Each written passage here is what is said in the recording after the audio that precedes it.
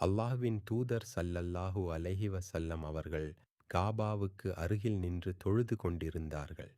குறைஷிகள் தங்கள் சபைகளில் அமர்ந்து இருந்தனர். அப்போது அவர்களில் ஒருவர், இந்த முகஸ்துதிக்காரரை நீங்கள் பார்க்கவில்லையா? உங்களில் யார் சென்று இன்னார் குடும்பத்தினர் அறுத்த ஒட்டகத்தின் நஞ்சுக்கொடி, சவ்வு, இரத்தம் மற்றும் சாணத்தையும் குடலிலுள்ள கழிவுகளையும் கொண்டு வந்து, பின்னர் இவர் சஜ்தா செய்யும் வரை தாமதித்து, சஜ்தா செய்ததும் அதை இவரது இரு தோள்களுக்கு மத்தியில் வைப்பார் என்று கேட்டான்.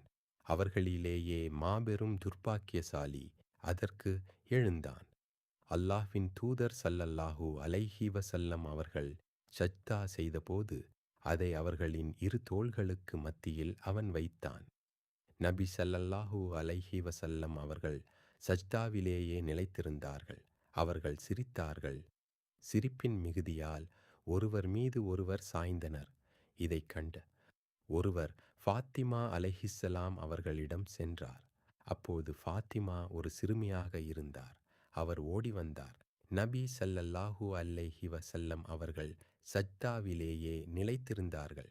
ஃபாத்திமா அதை அவர்களிடமிருந்து அகற்றினார். பிறகு அவர்களை, குறைஷிகளை நோக்கித் திட்டினார். ரசூல் ஸல்லல்லாஹு அலைஹி வஸல்லம் அவர்கள் தொழுகையை முடித்ததும், அல்லாஹும்ம அலைக பிகர்ஷ், அல்லாஹும்ம அலைக பிகர்ஷ், اللهم عليك بقرش وثم سمه، اللهم عليك بعمر بن هشام وعتبة بن ربيعة وشيبة بن ربيعة والوليد بن عتبة وأمية بن خلف وعقبة بن أبي معيط وعمارة بن الوليد عبد الله رضي الله عنه கூறினார். அல்லாஹ்வின் மீது ஆணையாக, பத்ரு நாளில் இவர்கள் அனைவரும் வெட்டி வீழ்த்தப்பட்டிருந்ததை நான் பார்த்தேன்.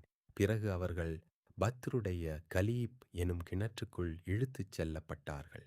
பிறகு அல்லாஹ்வின் தூதர் ஸல்லல்லாஹு அலைஹி வஸல்லம் அவர்கள், கிணற்றுவாசிகள் சாபத்தால் பின்தொடரப்பட்டவர்கள் என்று கூறினார்கள்.